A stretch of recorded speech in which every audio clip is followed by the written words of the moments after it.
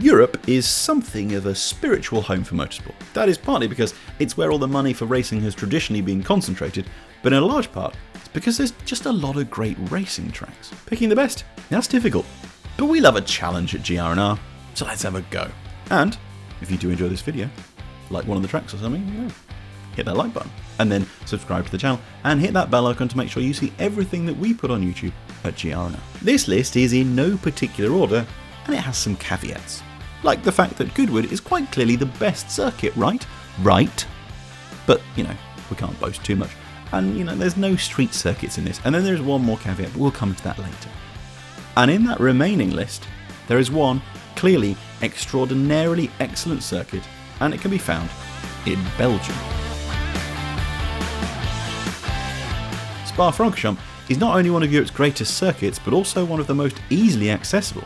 It sits in the Ardennes forest of Belgium and snakes its way around 7 kilometres of stunning forest and valley landscape not very far from the motorway.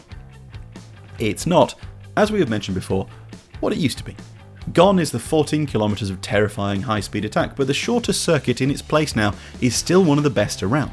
It wasn't completely neutered, let's put it that way. The modern version manages to hold on to a lot of the old character, super fast, big changes of elevation, and even manages to perhaps add a great new corner or two. Everyone talks about Eau Rouge and Raidillon, but the tricky double left at Pouin is possibly one of the toughest corners in motorsport, and in almost any car other than an F1 car, Blanchimont is still absolutely blooming terrifying. Believe me, I've been around it in a Capri. A new circuit?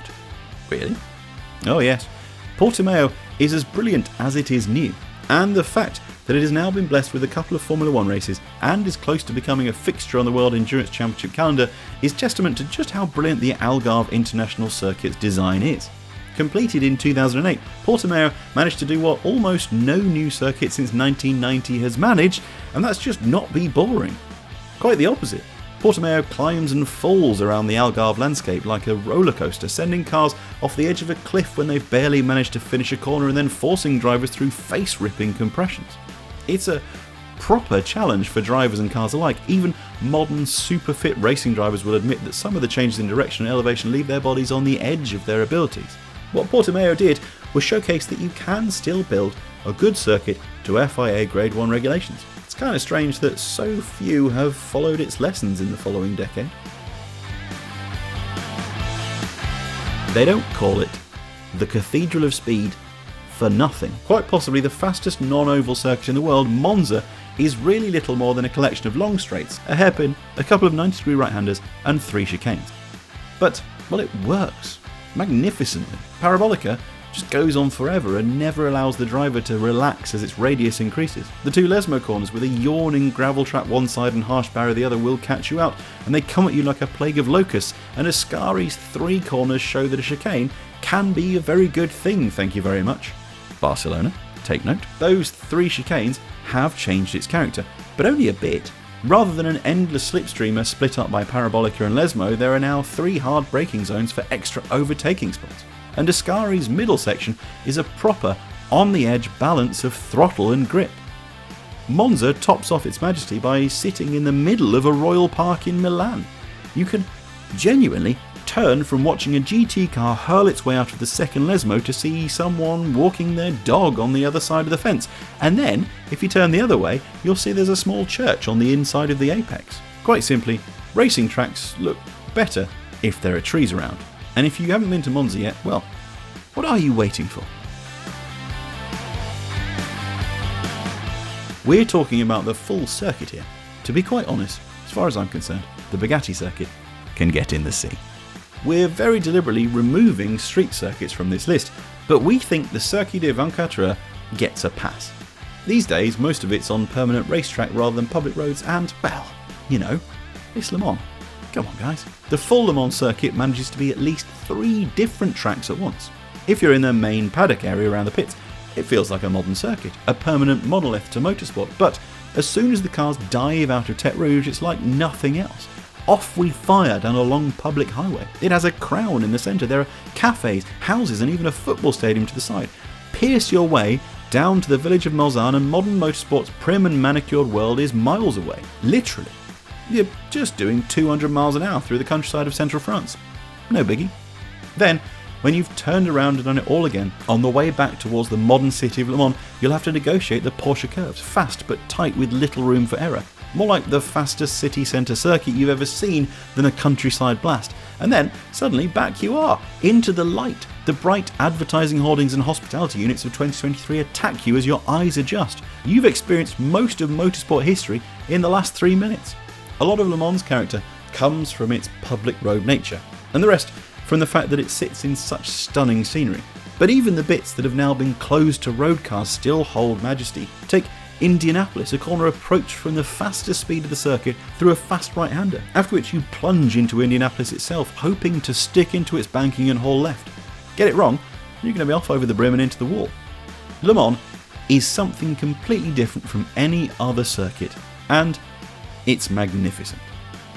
Before we move on, just like to say thank you very much for watching this video. We really do appreciate it. And reminder that if you like it, hit that like button. And then we'll move on to our next circuit from Britain.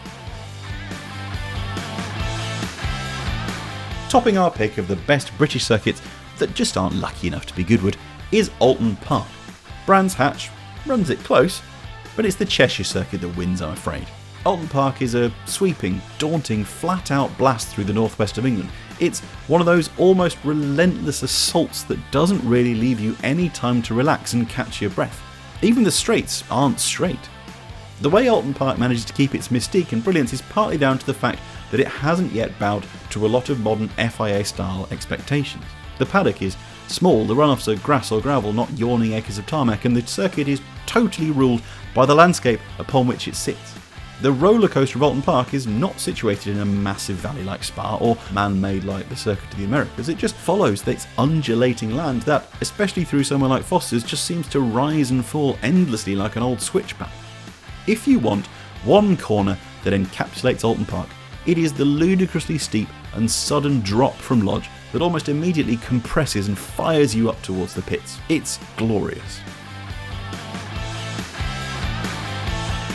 Spain must have more circuits per member of population these days than any other country. They just seem to keep popping up, and then inevitably there's a MotoGP race on them. But my favourite is probably the dry surrounds of Jerez, so deep into Andalusia that they genuinely sell sherry in the circuit's shop. It's true, Jerez's sweeping corners and hard stops are so enjoyable to watch that you wonder why F1 constantly heads back to the rather drab circuit in Catalonia. It's one of those tracks that MotoGP appears to understand is really ace and F1 just sort of ignores these days. It's a tricky challenge for anyone on 2 or 4 wheels. The mix of hairpins, long straights and extremely fast sweepers means it's always ready to catch you out if you're not paying enough attention. We just had to fit a circuit from Germany in here, and we decided early on that the ring, well, it just had to be left off. It's too obvious. We all know that it's great, and you do not need us to explain that again. Then the circuit would have been Hockenheim, were it not a complete shadow of its former self. The modernist motorsport nightmare that has the name Hockenheim plonked on it today is a dull start-stop affair. It has none of the old Hockenheim's ridiculous high-speed charm. They even cut down thousands of trees to make this new version. So we look to the Sachsenring for our favourite German racing circuit, another circuit more famous for racing bikes than cars. It's also a track of 2 halves. The first is tight and packed with almost endless corners that sweep left and then right with no break from one another. The second half, after you negotiated those dizzy turns, is all about speed. Build momentum around some more open corners and then attack the long straight. In the middle of that straight, there's a kink, which is absolutely nothing for a car, but a completely hair-raising test for anyone with half the wheels. You climb hard before plunging back down towards the paddock as if the world fell away. That mix of 2 different sections, it's what makes the Sachsenring worthy of this list. Those are just a few of our favourite circuits on the continent of Europe. But what are your favourites? What have we left out? Let us know in the comments below.